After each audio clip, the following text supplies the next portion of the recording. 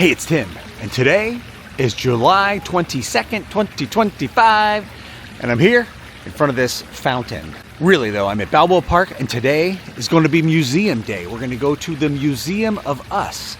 Now, if you're my age, you might remember or think of it as, what? Museum of Us? What the heck is that? Formerly called the Museum of Man, and they changed it to Us to be a more neutral thing, and I actually kind of like it. Some don't. I like it. Us means everybody. The Museum of Everybody. And so we're going to go check it out. But first we're going to walk across. I parked really far away, so we're going to walk across all of Balboa Park to get there. And so come with me. We're going to go to the museum. It is free Tuesday at the Museum Day. So it's free to get in, and that's why we're here, because technically can't afford much right now. So free things are fantastic, and it's always fun to find free things around your town to go do. So anyway, let's walk all the way across the park. And this fountain is fantastic. Let's check out this fountain, and then we're going to walk through this art area, art center here, and then we're going to go. Let's go. Come on. Come with me. I'm inviting you.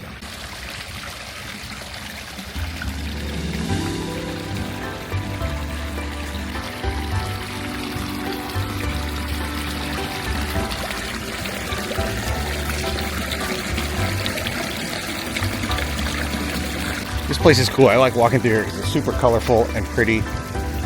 Lots of art studios in here.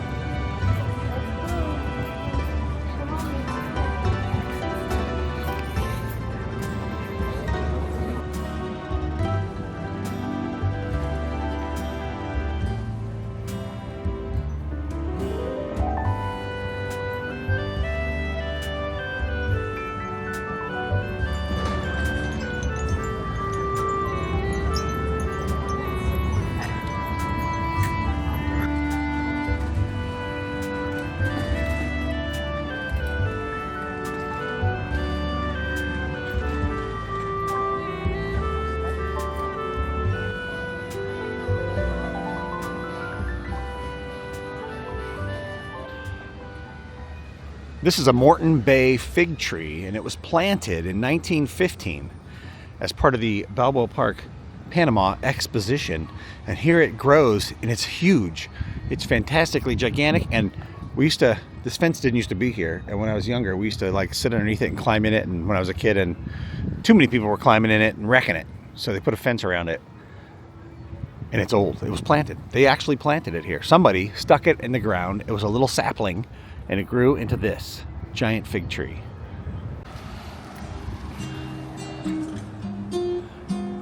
That's a theater.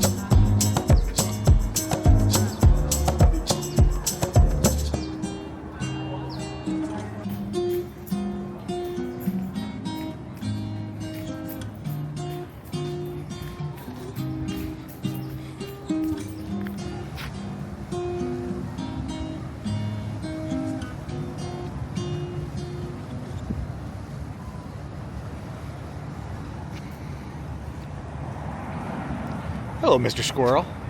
Are you sneaking up? I see you sneaking up. Sneaking up on somebody. I see you there. And I'm trying to sneak up on you, but you probably know I'm coming. Hello, Mr. Squirrel. What are you doing?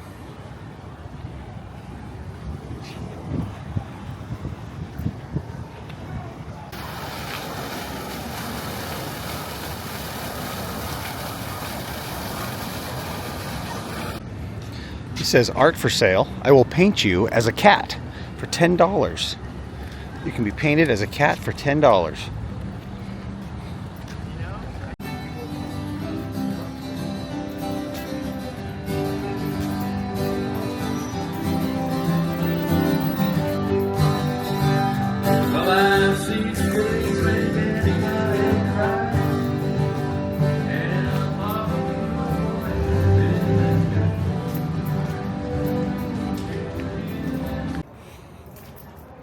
This sign tells us that there is no camping allowed here.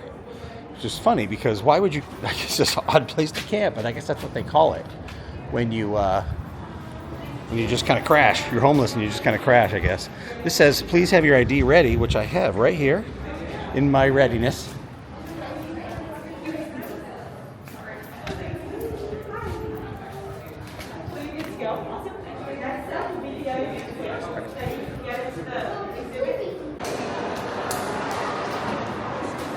And we're in. Free entrance to the Museum of Us today. Look at this. They got a Peanuts display. The CEO is out. Kind of like the doctor is real in. You got all kinds of stuff. I'm right here in the entry here. I don't know what to see. I don't know what to look at. I don't know which way to go. Look, they got over here a still where they're making moonshine, I think, around these bricks. What is this? Remember, I always say read the signs. Ballast Point. This is a display about making gin. I don't know. Oh, beer maybe. It's a beer display. That's interesting. Oh yeah, look, and then there's a whole bar over here. This must be like a special exhibit or something because this doesn't really have anything to do with us. But I bet this does over here. Inca, God's Gold, and Priestess Brewers. Oh, I see how they brewed beer in the olden days, I suppose. Ancient growlers. These are growlers, like when you put your beer in and stuff. That's pretty interesting, I guess. This sign says, what is colonialism? And basically, without reading the whole thing, it talks about how one culture will come in and invade another culture and impose its culture, more or less, on those peoples and wipe out with whatever they're doing. Kind of a brutal truth there about how things happen.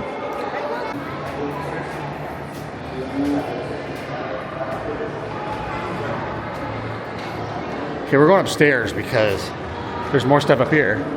The downstairs seems to be pretty small.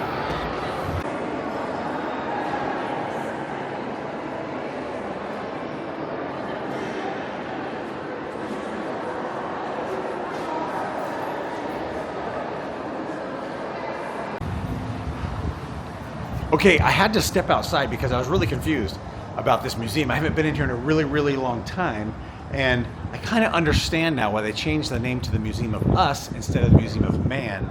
It is less about... Actually, I feel like it's. I'm really having a hard time describing and explaining what the message is here, and I think it has just more to do with, less to do with evolution of man, and more about cultural evolution in different kind of places, and a lot of times social and cultural changes and things that we go through as humans, and it's really interesting. So as I walked around, I got lost. I had to stop filming because I wasn't sure what I was looking at, and so I walked the whole museum, and now I'm going to go back in, and we're just going to go over some highlights of things that I saw. It's really loud in there too, so there's a few exhibits of like ancient Egypt and things like that, but mostly it's about social.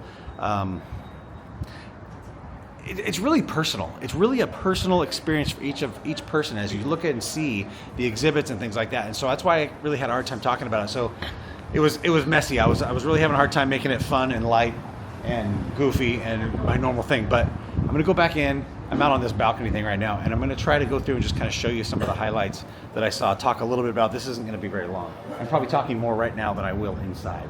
So let's just go back in. These doors are out over here, and I'm gonna show you some of the things that I saw. This is a coffin.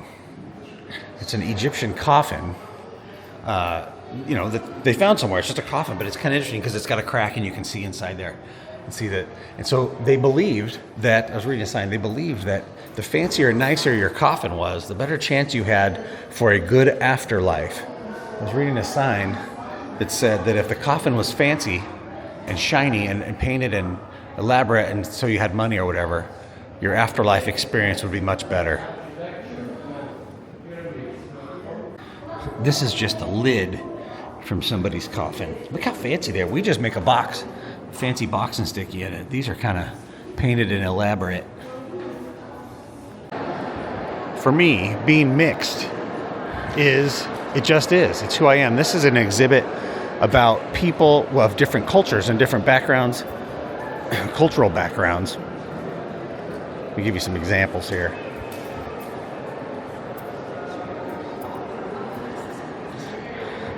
Now, I think these pictures were taken like, it's a younger person, maybe like 10 years later or something.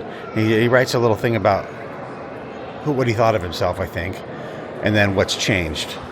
And so there's a whole bunch of these pictures in here. Here's this kid. I don't know if he's 10 years difference or what, but this guy did this whole thing where he scrabbled right here. And then in this one he wrote, no small sacrifice was made in bringing me here. I have my family. Just whatever's going on with their life 10 years later. And there's a whole bunch of them. Like here's a lady. I am not Indonesian. I am not Dutch. Oh, I'm not simply exactly Dutch. I'm not simply French. I'm not merely German. But I'm all these things combined. I really had a hard time understanding this at first, but it's kind of interesting because the person who put this together interviewed these people, had them write something, and then later, what's changed and what's different in their life, and it's mostly about who they are. Maybe the question was, who are you? And so this is, I'm mixed. I like playing with my friends. When I get older, I want to be a star. I really like sports. And then over here, when people ask me what I am, I usually just make them guess. Now, because the responses are all over the place, white people call me Asian, Asians call me Pacific Islander. I consider myself a mutt and a perfect mix of both sides of my family.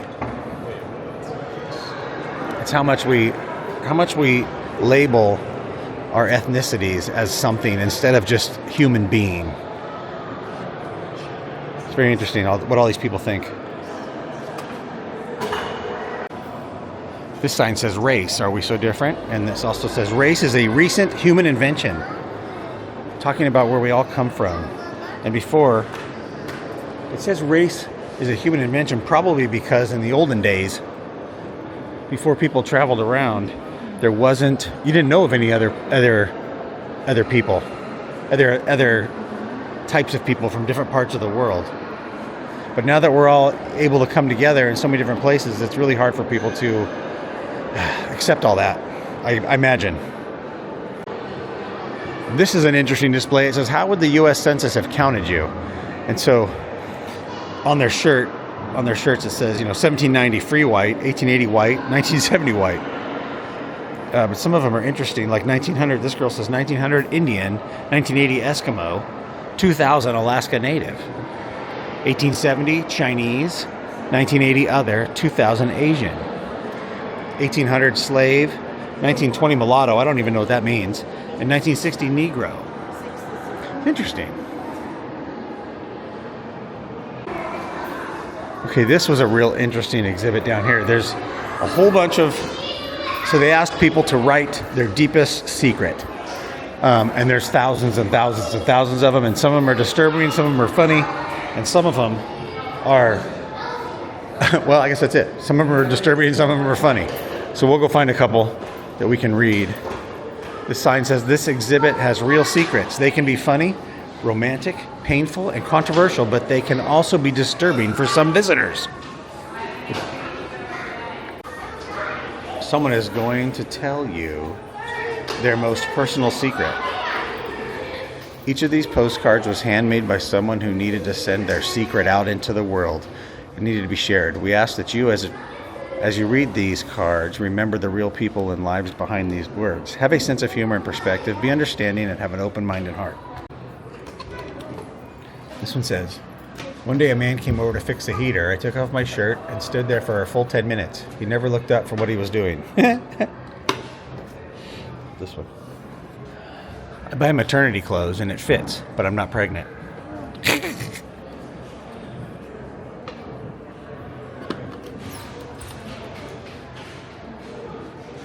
says, gullible. I still haven't learned to not trust people. I like this one. It says, sometimes I put coins in other people's parking meters. This one says, I emailed my dad's gay lover when my dad was dying. My mom and sister didn't know he was gay. One time I got so mad at my husband and I went out to the garage and beat up my son's birthday piñata and then told him that Daddy accidentally ran over it. Every day I wonder what I'm doing here, and I wonder if everyone else feels the same way I do. When I was 7 years old, I had to pick out a rapist from a lineup. I love to look in other people's bathroom medicine cabinets and use their products. Hee hee hee.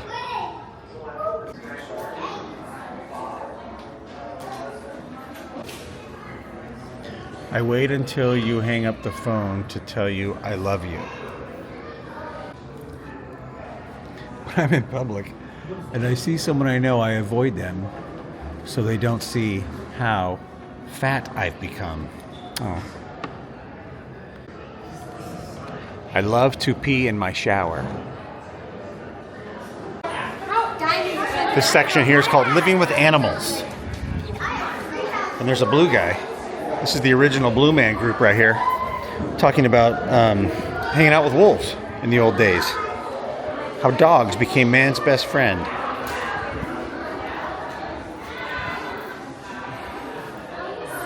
Ah. This looks like a living room. Okay.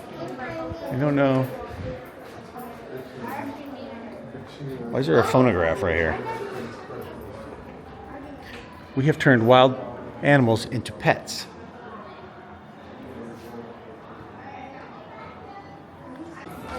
This section's a little weird. It talks about living with pets, or pests, and the animals on our plate. Ending up on a plate, there's a chicken. Ah, it's a pig lady. The animals on our plate.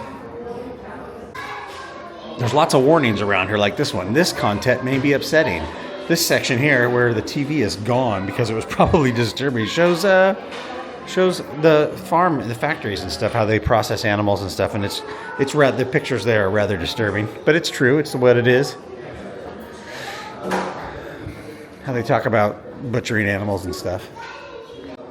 This area looks like a little restaurant. They've got it set up like a restaurant, and these plates tell you each country what kind of meat is the most popular in these countries.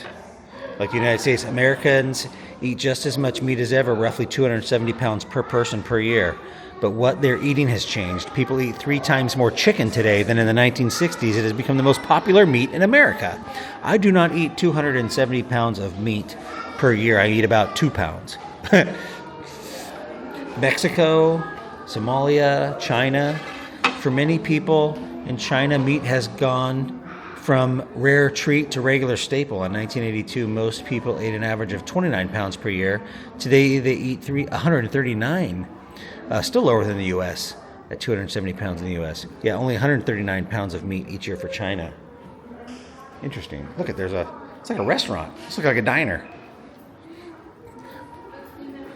That's interesting. So this whole section is about eating animals and how it's changed over the years and what's different and that kind of stuff.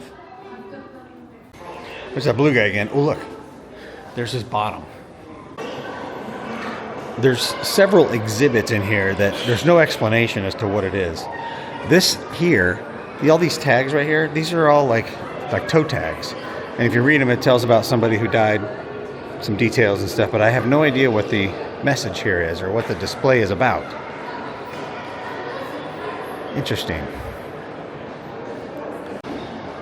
Okay, I looked around a little bit and discovered that these are tags of bodies found in the desert of people, immigrants, trying to cross the border in a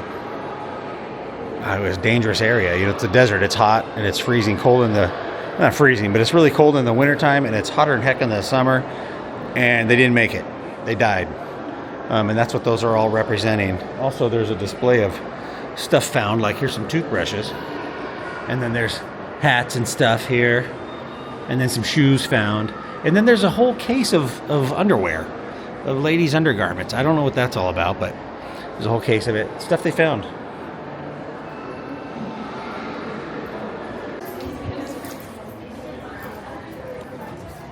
Ooh, outside now.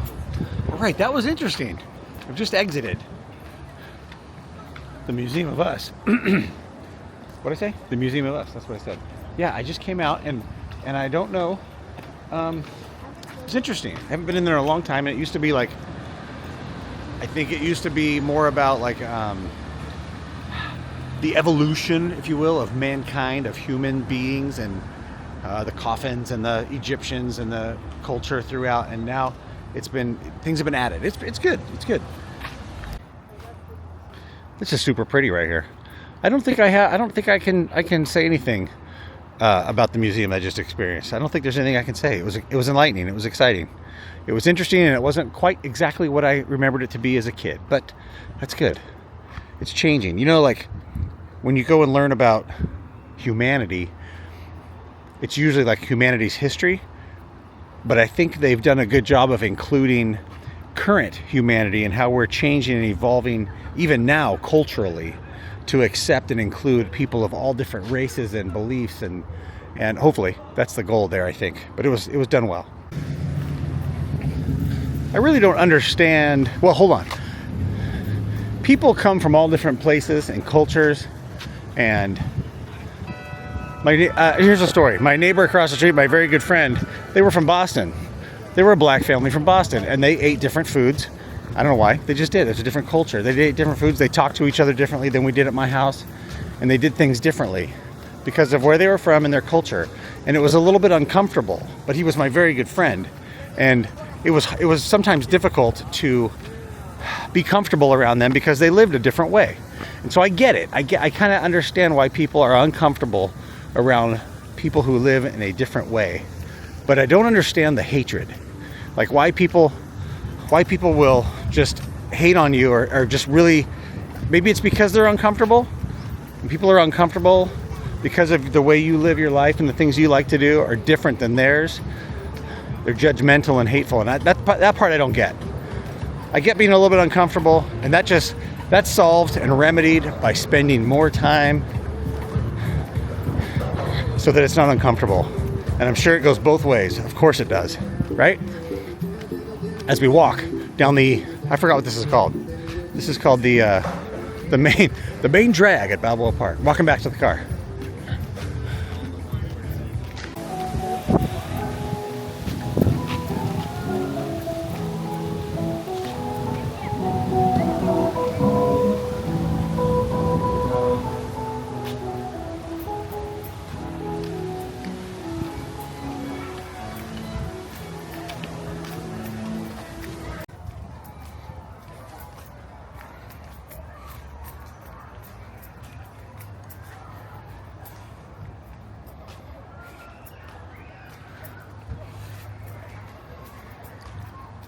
Well,